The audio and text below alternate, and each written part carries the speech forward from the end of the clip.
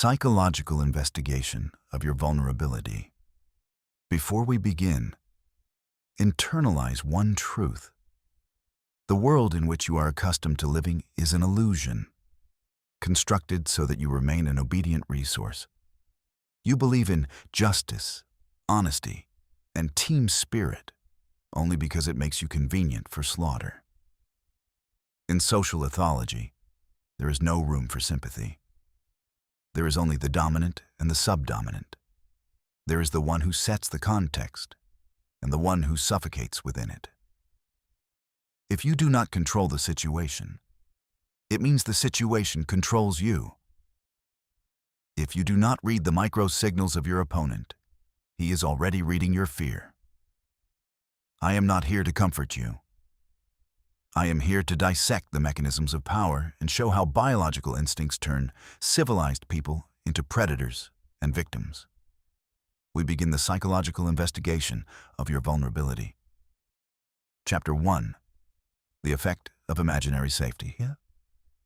Phase. The encounter. A private club in London's Mayfair. The interior is designed in deep tones.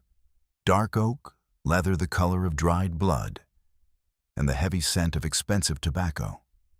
Julian Thorne sat in a chair. His body was relaxed, but this relaxation resembled that of a sated leopard. Opposite him was Arthur Vance, a man who had come for support in a complex deal. Arthur had been speaking for 5 minutes. His voice was steady, but Julian noticed how Arthur's index finger gently stroked the edge of the glass every 30 seconds. A self-soothing cluster, a search for tactile support in an unstable environment. Julian remained silent. He did not nod, he did not insert and he did not change his facial expression. This silence began to physically pressure Arthur. The air in the room seemed to grow thicker. Arthur began to fill the void with unnecessary words, explaining details that did not matter. I think we will be able to find a compromise on this issue, Arthur said, his voice rising slightly at the end of the sentence. A subconscious search for approval, an interrogative intonation in a declarative phrase. Julian slowly raised his gaze, fixing it on the bridge of Arthur's nose. He did not blink. Do you think, or are you certain? Julian's voice was as cold as a scalpel blade. Arthur froze for a second. His pupils dilated. He felt his shirt collar become too tight. The silence in the room became deafening. Julian continued to stare, allowing Arthur's tension to reach a critical point. He waited for the opponent's limbic system to finally take over the neocortex.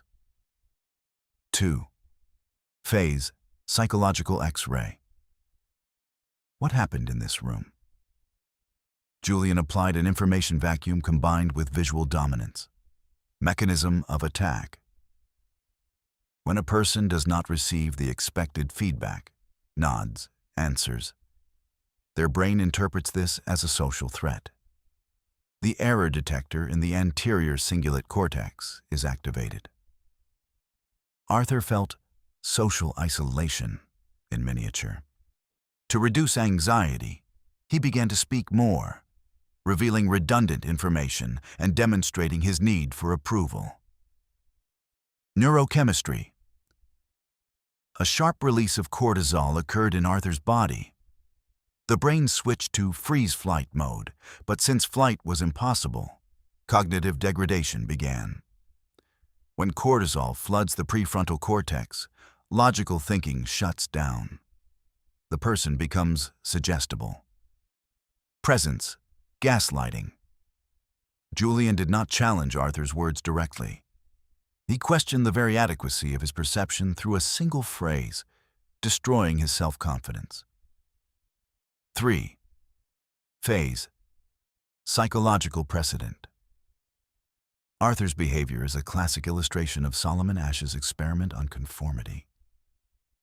In 1951, Asch proved that an individual is ready to abandon an obvious truth, for example, the length of a line on a poster, if a group or an authoritative figure creates pressure. Arthur, faced with Julian's cold authority, began to adjust his reality to the expectations of the predator.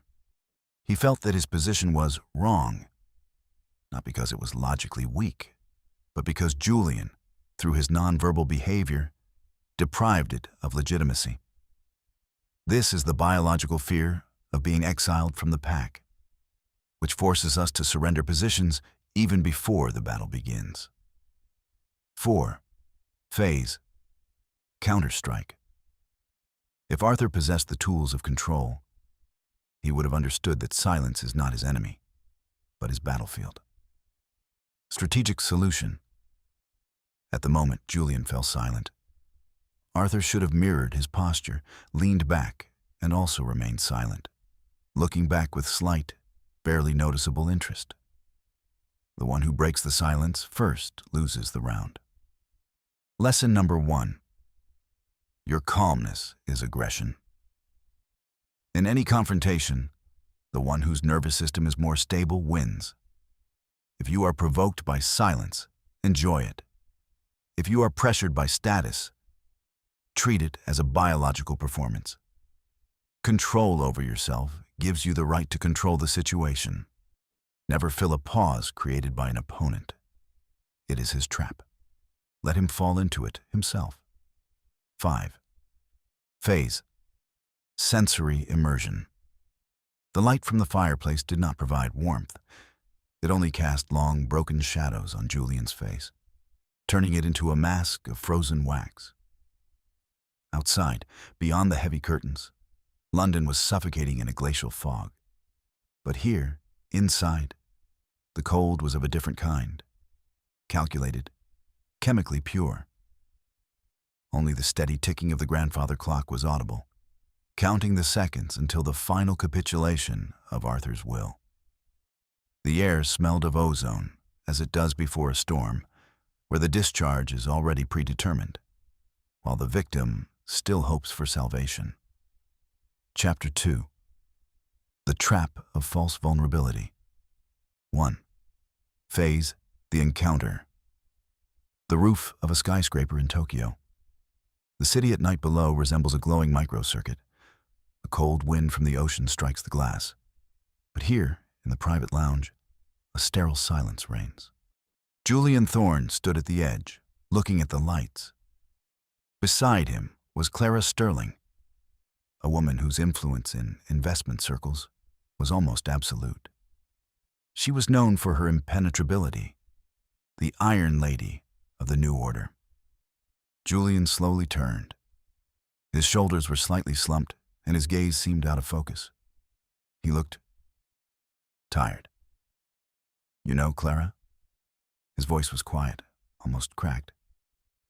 "Sometimes I wonder what all this is for. Yesterday, I just sat in an empty house and could not remember when I last felt anything other than the thrill of the hunt. It seems I am losing touch with reality." He paused, looking at his hands as if they were foreign to him. Micro-movement. He slightly bit his lower lip and averted his gaze down and to the right, an imitation of deep emotional distress. Clara froze. Her defensive barriers, built over decades, cracked. She saw not a competitor, but a human being. Her body involuntarily leaned toward him, leaning the torso forward, relaxing the shoulders, a signal of readiness for empathy. "Julian, I did not know that you—" "It is normal to feel burnout," she said. And for the first time, soft notes appeared in her voice. "Julian," internal monologue. "The hook is swallowed. She feels chosen, the only one to whom I open my weakness. Now she will want to protect me, and at that moment, I will take everything from her." 2. Phase. Psychological X-ray. Julian applied a strategy of reactive convergence through false vulnerability. Mechanism of attack. When a strong player demonstrates a crack, a biological instinct of care is triggered in those around them. Clara's brain began to produce oxytocin, the hormone of trust and attachment. This is a natural safety fuse of mammals. We do not fear those who seem defenseless. The halo of sincerity effect. Clara made a fundamental attribution error. She decided that if Julian was honest about his feelings, it meant he would also be honest in business. This cognitive bias blinds the prefrontal cortex. Destruction of reality. Julian created a situation where Clara became the rescuer. The role of the rescuer gives a false sense of superiority and control, which makes the victim maximally vulnerable to a subsequent strike. 3. Phase. Psychological precedent.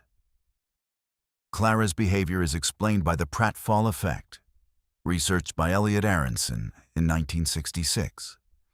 The experiment showed that a competent person who makes a small mistake or displays weakness becomes significantly more attractive and trustworthy in the eyes of others. Julian used this scientific fact as a weapon. He dropped the cup of his invincibility so that Clara would rush to help him gather the shards. In clinical psychology, this also borders on the dark triad: narcissism, Machiavellianism, psychopathy, where the imitation of emotions is used to establish total control over empathic personalities. 4. Phase. Counterstrike. If Clara knew the rules of the game, she would have recognized a theatrical performance in this confession. Strategic solution. In response to Julian's admission, she should have remained in the position of a cold observer. The best answer to false vulnerability is dry formal support. Everyone has difficult days, Julian. I am sure you will manage. Let us return to the numbers. This immediately returns the manipulator to cold reality and shows that his magic does not work. Lesson number 2. Your empathy is your Achilles heel. In a world of predators, sincerity is a currency that must not be wasted. If someone unexpectedly opens their soul to you, ask yourself, why exactly now? And why exactly to me? Remember, the one who shows a wound is often simply hiding a knife in the other hand. Vulnerability must be earned over years, not served on a platter 5 minutes before signing a contract. 5. Phase. Sensory immersion. The neon of Tokyo was reflected in the glass of the lounge in poisonous green and acid pink stripes, turning faces into masks of a futuristic theater. The scent of expensive sandalwood mixed with the barely perceptible smell of ozone from the air conditioning system. The air seemed dry and lifeless, as if in a pressure chamber. Below, beyond the glass, millions of people lived in the conviction that their feelings mattered, unaware that here at the top, feelings are just levers pulled by a cold, calculating hand. Chapter 3. Triangulation, the art of destructive mediation. 1. Phase. The encounter, a country estate in Hampshire. A charity evening under the mask of aristocratic polish. The scent of wet grass, expensive gin, and the faint aroma of old money. Julian Thorne stood in the shadow of the terrace, observing 2 figures at the bar. Oliver Reed, an ambitious politician with an inferiority complex, and Marcus Blackwood, an aging lion of industry whose grip had begun to weaken. Julian approached Oliver when he was left alone. He did not look at him. His gaze was directed at Marcus. Interesting, Julian said, with a barely noticeable smirk. Marcus just told me that your latest project is a desperate attempt by a child to wear a father's suit. He believes you will not last until the end of the quarter. Julian noted how Oliver's jaw clenched. The masseter reflex, an adrenaline surge, activation of territory defense mode. Oliver tried to smile, but the corner of his lips twitched. 10 minutes later, Julian was already standing next to Marcus. "Oliver is extremely concerned about your health, Marcus. He asked me if it was time for you to find a worthy successor before you destroy what you have built over the years. He considers you a relic of the past." Marcus slowly turned his head. His eyes narrowed. In his brain, a process of negative filtering began. Now, every movement of Oliver, every gaze he directed toward Marcus, would be interpreted as a challenge. Julian stepped aside, sipping ice water. He created a triangle of death, where he was the sole source of truth. By the end of the evening, Oliver and Marcus collided in a fierce argument over a trivial matter, destroying each other's reputations in front of the entire elite. Julian, internal monologue. Watch them tear each other apart. Two predators, blinded by wounded egos. Now that they are both bled dry, I will offer Marcus protection from Oliver's attacks. And I will offer Oliver insider info on Marcus's weaknesses. I will own both. 2. Phase. Psychological X-ray. Julian used triangulation, the creation of conflict between two parties through a third person. Mechanism of attack. The manipulator attacks the weakest point of a social animal. Status. When we hear of disrespect from an equal, the amygdala instantly generates anger. The brain stops verifying facts. A lie, packaged as secret information, bypasses critical filters. Neurochemistry of enmity. The constant expectation of a strike from an enemy keeps Oliver and Marcus in a state of chronic stress. High cortisol levels make them impulsive. They can no longer think strategically. They switch to tactical survival mode. Information asymmetry. Julian is the only one who possesses the full picture. He controls the communication channels. This is pure will to power, according to Nietzsche. Establishing one's own interpretation of reality as the only true one for others. 3. Phase. Psychological precedent. This mechanism was brilliantly demonstrated in Muzaffar Sharif's Robber's Cave experiment, 1954. Sharif divided a group of ordinary boys into two camps and began to artificially create situations of competition and mutual suspicion. In just a few days, friendly children turned into two warring gangs ready for physical violence. It was enough for them simply to believe that the other group threatened their resources or status. Julian did the same with Oliver and Marcus. He created a resource deficit of respect, forcing them to fight for it. 4. Phase. Counter-strike. If Oliver or Marcus possessed psychological resilience, they would have applied the rule of direct verification. Strategic solution: never accept information about the hostility of a third party through a mediator without verification. If Julian says that Marcus despises you, the best move is to approach Marcus and calmly ask, "Julian mentioned your opinion of my project. Let us discuss this directly." This instantly destroys the position of the triangulator, turning him from a puppet master into a liar. Lesson number 3. The one who brings you gossip is sticking a knife in your back. A mediator in a conflict is always a beneficiary. If someone secretly informs you of another's dislike, he is not your friend. He is the architect of your downfall. Destroy triangles. Demand a face-to-face meeting. Power belongs to the one who does not allow others to moderate their relationships. 5. Phase. Sensory immersion. The hall became stifling with the scent of lilies and expensive vapors. The sound of violins seemed intrusive, scratching against strained nerves. Marcus and Oliver stood at opposite ends of the hall, like two charged batteries ready for a short circuit. Julian felt the cold silk of his tie. For him, this evening was a symphony where he was the sole conductor, and the people around were merely instruments producing the sounds he imposed upon them. The darkness outside the windows of Hampshire seemed absolute, swallowing any attempt to find truth in this theater of shadows. Chapter 4. Erosion of Reality, Gaslighting, and Cognitive Erasing. 1. Phase, the encounter. A sterile white office in the city, glass walls through which a gray, suffocating London is visible. It is too bright in the room.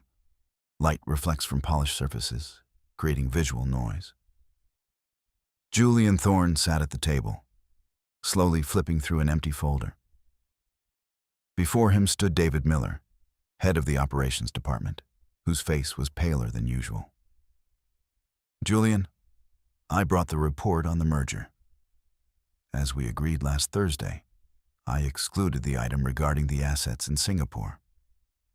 David placed the document on the table. His hands were trembling slightly. Micro signal, frequent blinking, searching for confirmation in the opponent's eyes. Julian slowly raised his eyes. There was no anger in them, only icy bewilderment. "On Thursday? David, last Thursday I was in Paris. We could not have discussed this." David froze. His eyebrows shot up. "But we were sitting in this office at 16:30. You even said that Singapore is dead weight. An attempt to rely on memory, voice becoming quieter." Julian closed the folder. The sound of the clap in the empty room rang out like a gunshot. "David, this is beginning to worry me.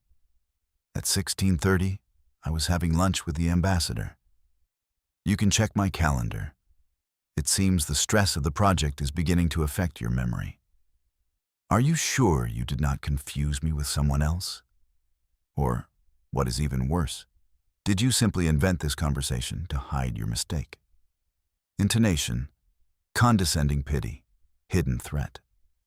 Julian, internal monologue. Look at him. His brain is feverishly searching for a lead, but I have already erased it. I forged the entry in the shared calendar in advance and asked the assistant to confirm my departure. Now his reality has cracked. He stops trusting himself and begins to trust me as the sole source of truth. 2. Phase, psychological X-ray. Julian applied gaslighting, a form of psychological abuse intended to make the victim doubt their own adequacy. Mechanism of attack, utilizing cognitive dissonance. David's brain receives two contradictory signals. "I remember the conversation," and an authoritative figure asserts the opposite, supporting it with evidence. To relieve the tension, the brain chooses the path of least resistance. It recognizes its memory as defective. Neurochemistry. A surge of glucocorticoids destroys neural connections in the hippocampus, the center of memory. Chronic gaslighting leads to the victim falling into a state of learned helplessness. Destruction of identity. If you cannot trust your memories, you cannot trust yourself. Into this vacuum, the manipulator pours his will, becoming an external hard drive for the victim's memory. 3. Phase, psychological precedent. This phenomenon has been studied in detail by Elizabeth Loftus in her research on the misinformation effect. For experiments, she proved that human memory is incredibly plastic. Simply by asking a leading question or providing a false detail after an event, one can make a person remember something that never happened. For example, a broken headlight in an accident that did not exist, or even a meeting with a fictional character in childhood. Julian uses the same mechanics. He does not just lie, He rewrites the neural pathways in David's head, using social pressure and false artifacts of reality. 4. Phase, counter-strike. If David understood that a war of annihilation against perception was being waged against him, he would have used external objectification. Strategic solution. Never rely solely on biological memory when communicating with a predator. Record everything. Summary of meetings and emails, follow-up, audio recordings, physical notes. When Julian says, "This did not happen," you do not argue. You simply open the device and play the recording or show the email. Objective reality is the only shield against gaslighting. Lesson number 4. Your brain is a traitor. A document is an ally. In the world of power, words are cheaper than the paper they were not written on. If you feel that you are beginning to doubt yourself, this is a signal of an attack. Do not try to remember. Stop making excuses. Demand evidence from the opponent and always have your own. The one who owns the archive owns the truth. 5. Phase, sensory immersion. The air in the office was cold and absolutely tasteless, as if it had been passed through 1,000 filters, killing everything living. The fluorescent lamps hummed on the edge of audibility. This thin sound penetrated right under the skull, intensifying David's nausea. The whiteness of the walls was blinding, depriving the eyes of the opportunity to catch even a single reference point. In this sterile chamber, time and space lost meaning. Only Julian's voice remained, steady, measured, dictating a new, correct version of events. Chapter 5. Radical Pragmatism, Atrophy of Sentimentality. 1. Phase, the encounter. The top floor of a hotel in Zurich. Beyond the window are the still waters of the lake and the icy peaks of the Alps. Inside is silence, broken only by the barely audible hiss of the humidifier. Julian Thorne sat at the table, studying a report. Before him, on the edge of the leather sofa, sat Sarah Bennett. She had been his confidant for 8 years. She knew his secrets. She was loyal. But now Sarah made a mistake. Insignificant for an ordinary person, but critical for a $3 billion deal. She trusted the wrong person, relying on an old friendship. "Julian, I will fix this. Give me 24 hours. You know I have always been there when everything was collapsing." Sarah's voice trembled. She leaned forward, trying to catch his eye, searching for emotional resonance, appealing to a shared past. Julian did not look at her. He slowly closed the laptop lid. His face was devoid of any emotion. "Sarah, you are speaking about the past. The past is an abstraction. In the present, you are a defective asset. Your loyalty does not compensate for the losses. Your feelings interfere with your function. But we are friends, after everything that happened." Sarah looked as if she had been struck. Tears stood in her eyes. A biological distress signal, an attempt to activate Julian's mirror neurons. Julian slowly stood up. He approached her, but not to comfort her. He stood so as to loom over her, using vertical dominance. Friendship is a social contract based on mutual benefit. Today, you cease to be beneficial. Your department will be disbanded by morning. Your access to accounts is revoked. Go home, Sarah. Your drama has no buyers here. Julian, internal monologue. She expects sympathy. She thinks that 8 years of history means something. But memory neurons have no weight in the board of directors. If I let her stay, I will show weakness. Weakness is the smell of blood for the others. I choose surgical purity. 2. Phase, psychological X-ray. Julian demonstrated radical pragmatism, the ability to make decisions based solely on the final result. completely ignoring social and emotional costs. Mechanism of attack: suppression of the empathic response. Normally, when we see the suffering of one of our own, a mirror response arises in our anterior cingulate cortex and insular lobe. Julian consciously blocks this process through prefrontal control. He moves Sarah from the category of personality to the category of tool. Neurochemistry. This is a state of high dopamine, focus on the goal, with extremely low levels of oxytocin. A person turns into a biological computer. For him, firing an old friend is equivalent to replacing a worn part in an engine. Will to power. According to Nietzsche, this is overcoming the human, all too human. Julian asserts his will over the chaos of emotions, demonstrating that his strategy is superior to generally accepted morality. 3. Phase: psychological precedent. This type of thinking was studied during neurobiological research by Joshua Green and his analysis of the trolley problem. Green found that when people make purely utilitarian decisions, sacrificing one to save 5, the dorsolateral prefrontal cortex, the zone of cold calculation, is activated. In those who cannot commit a cruel action, the emotional amygdala dominates. Experiments on patients with a damaged ventromedial prefrontal cortex showed that they make radically pragmatic decisions without a shadow of a doubt. Julian is a social sociopath.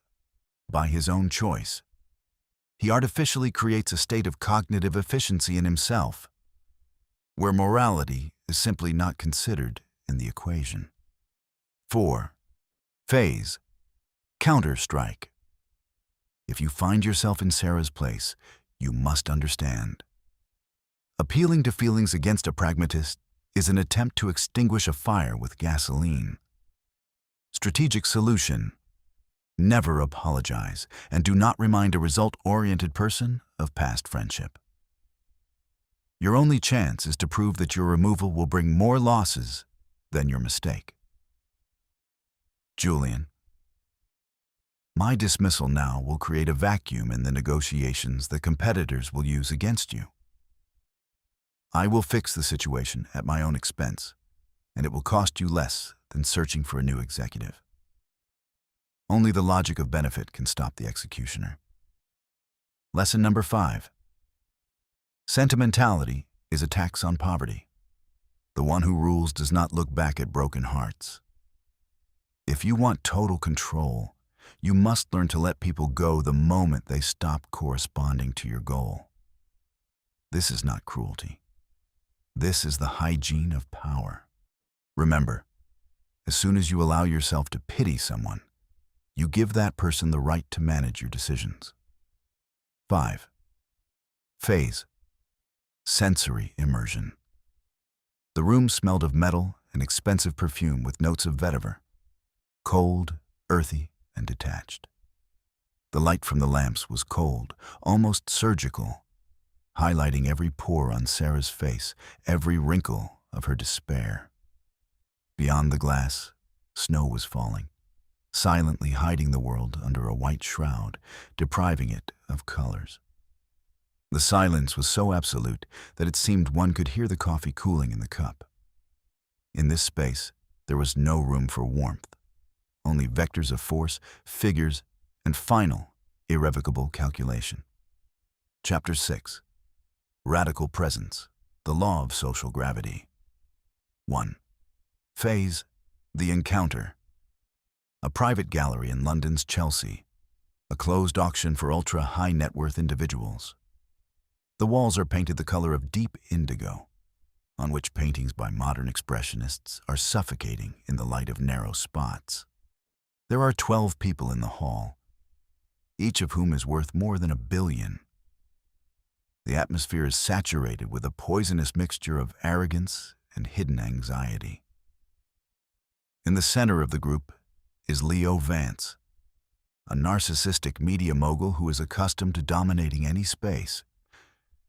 He laughed loudly waved a glass of champagne, and interrupted everyone who tried to speak.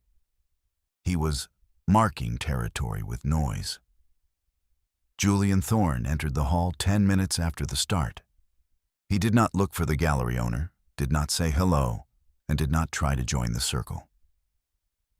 He stopped 5 meters from Leo's group. His pose was perfectly symmetrical, hands relaxed along his body, chin parallel to the floor. He simply watched. When Leo once again burst into a tirade, Julian slowly turned his head in his direction. He did not smile. He looked at Leo as if he were an interesting but noisy insect. The group fell silent. First one person, then another felt this gaze, cold, evaluating, devoid of recognition of their status. Leo felt his show faltering. He tried to joke. "Julian, you look as if you have come to your own funeral. What is with the sour face?" An attempt at social lowering through humor, aggressive bantering. Julian maintained a pause for 4 seconds. This is an eternity in social dialogue. "Leo," he said in a quiet, resonating voice that forced everyone to listen. "Do you speak so much because you fear that in silence no one will notice your existence?" Julian, internal monologue. He is trying to attack because his amygdala is screaming about the presence of a competitor. I do not give him any reaction, neither anger nor laughter. I am a black hole that absorbs his energy. Look at how he begins to adjust his tie. He is surrendering. 2. Phase, psychological X-ray. Julian applied radical presence through the technique of status stillness. Mechanism of attack. In the social hierarchy of mammals, the leader always moves less than the others. Fussiness is a sign of low status and anxiety. Julian used economy of gestures.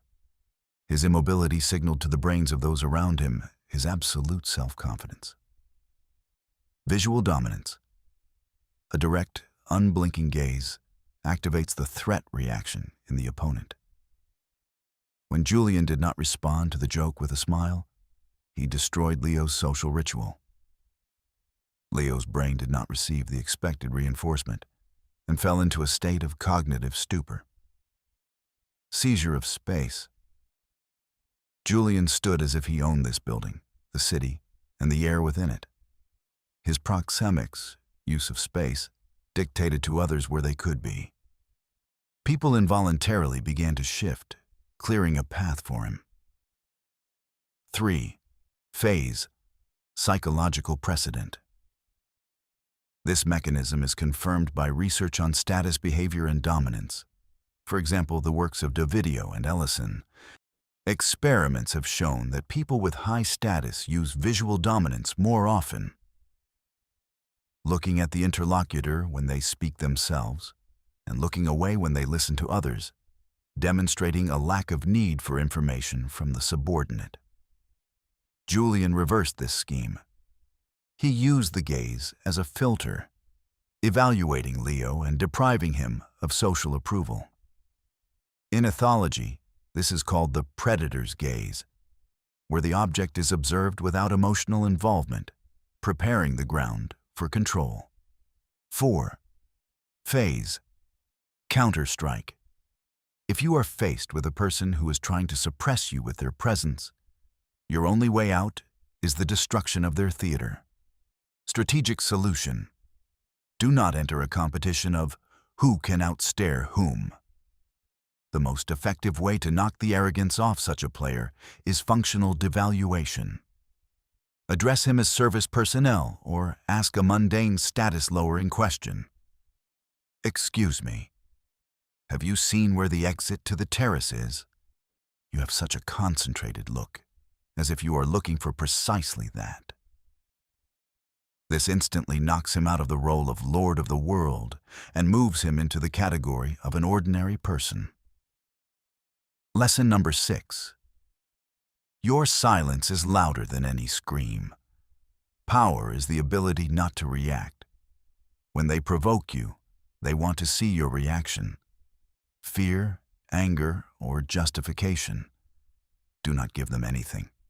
Your immobility and cold gaze make you unpredictable. And that which is unpredictable causes primal terror. Become a rock against which the waves of another's hysteria break. 5. Phase. Sensory immersion. The air in the gallery was saturated with the smell of fresh paint and expensive perfume, which seemed sticky and stifling. The light from the spotlights cut the eyes, creating sharp shadows in the eye sockets of those present, turning them into skulls. The sound of champagne in glasses resembled the hissing of snakes. In the center of this artificial environment, Julian Thorne seemed the only real object, a monolith of cold granite among cardboard decorations. The world around him slowed down. Sounds became muffled, and in this vacuum existed only his will to power, subordinating the pulse of every person in the room. Chapter 7. The Architect of Sovereignty. Total Self-Control. 1. Phase. The Encounter. The lounge of a private high-speed train, flying through nighttime France. The vibration of the train is transmitted into the spine, creating a low-frequency hum. Julian Thorne sat opposite Evelyn Vance, his former protégé, who decided that the student had surpassed the teacher. Evelyn applied everything. She isolated Julian from his resources, created an information vacuum, and now tried to use gaslighting. Julian, you look lost. You do realize that no one is following your last orders anymore. Your empire is just a memory. Evelyn leaned forward, her eyes shining with the anticipation of a triumph. An attempt to destroy reality using social isolation. Julian slowly brought the cup of black coffee to his lips. His hand was as motionless as that of a statue. He did not respond to the jab. He studied her pupils, dilated, an excess of dopamine from the anticipation of victory. She is already celebrating, which means she is inattentive. You are silent? Evelyn raised her voice. A note of hysteria slipped into it. Do you think your silence will save you this time? I know all your tricks. Julian set down the cup. He looked not at Evelyn, but through her, as if she were made of glass. Evelyn, you are trying so hard to prove your strength to me that you only confirm your dependence on my opinion. If you had truly won, you would not need my recognition.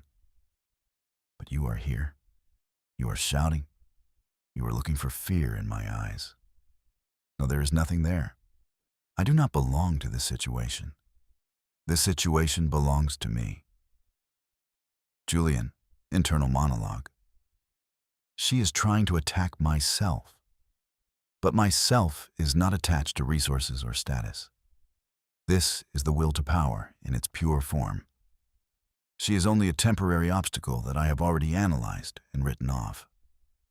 While she waits for my reaction, I have already prepared a counterstrike through her own ambitions. 2. Phase. Psychological X-ray. Julian demonstrated a radical internal locus of control. Mechanism of attack. Evelyn tried to influence his social ego, but Julian applied cognitive alienation. He perceives the threat not as a personal attack, but as a set of data. His prefrontal cortex completely suppresses the amygdala. Neurochemistry of sovereignty. This is a state of cold flow.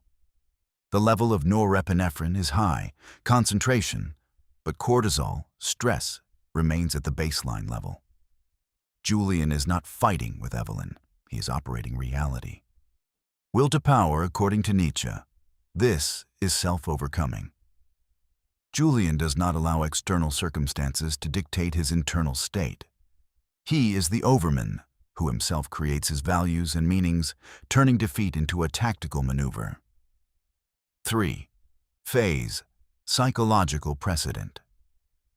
This psychological resilience laid the foundation for Julian Rotter's concept of the locus of control. 1954. People with an internal locus of control are convinced that they themselves are the authors of their lives. Research shows that such individuals are practically immune to social pressure and manipulation. In addition to this, Julian's behavior resembles the principles of logotherapy by Viktor Frankl, who, having gone through concentration camps, proved everything can be taken from a person except for the last freedom, the choice of one's attitude to what is happening. Julian uses this last freedom as an absolute weapon. If you cannot be made to feel like a loser, you have not lost. 4. Phase. Counter-strike. To achieve complete control over yourself and the situation, you must practice emotional decomposition. Strategic solution. At the moment of maximum pressure, ask yourself the question, which of these are facts and which are my emotions? Discard the emotions. If the opponent tries to hurt you, he does it because he needs your reaction. Deprive him of this food. Your equanimity is a wall against which any attack breaks. Lesson number 7. You are the only point of support in your universe. Power begins at the moment when you stop needing approval, understanding, or even victory. When you are ready to lose everything, you become invulnerable. The one who does not fear the end dictates the conditions of the beginning. Become the master of your attention, and you will become the master of the world. 5. Phase. Sensory immersion. Beyond the train window, city lights flashed by, merging into one long phosphorescent thread. The carriage smelled of ozone, leather, and the faint aroma of bitter almonds. The vibration of the floor was felt like the heartbeat of a huge steel beast. Evelyn's face, distorted by anger, seemed to Julian only an interesting still life. He felt the cold of the ceramic cup in his fingers and absolute, icy clarity in his head. The whole world shrunk to this point in space, where his will was the only law, and the movement of the train was a metaphor for his inexorable path to the goal. The world has not become kinder from the fact that you have learned its secret springs. On the contrary, it has become more dangerous, because now you are deprived of the excuse of your own ignorance. You can no longer call your weakness kindness, and your slowness caution. You have seen the social matrix in its primal, predatory form, an endless dance of neurotransmitters, a struggle for dopamine reward, and a ruthless hierarchy of will.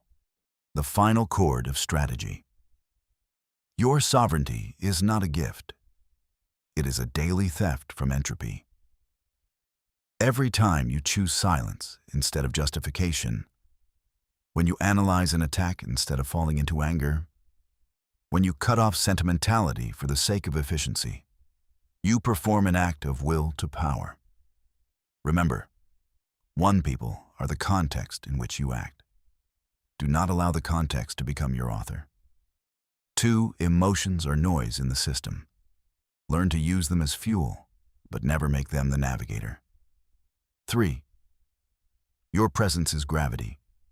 If you are dense enough inside, the world will begin to rotate around you according to your laws. Sensory finale. The lamps in the laboratory go out one by one, leaving you in deep, velvety twilight. The smell of ozone and the tart bitterness of cold coffee still hang in the air. The silence no longer frightens. It serves you as armor. Outside, beyond the walls of your consciousness, the eternal bustle of social predators continues. But you are no longer their prey. You are the ghost in their machine, the virus in their system, the surgeon who knows where to strike to stop the heart of any manipulation. Your investigation is complete. Your reign is only beginning. Knowledge of the mechanisms of the psyche is your main freedom. Subscribe to explore the hidden facets of human behavior together. And be sure to write in the comments which psychological pattern or strategy we will analyze next time. Let us seek the truth together.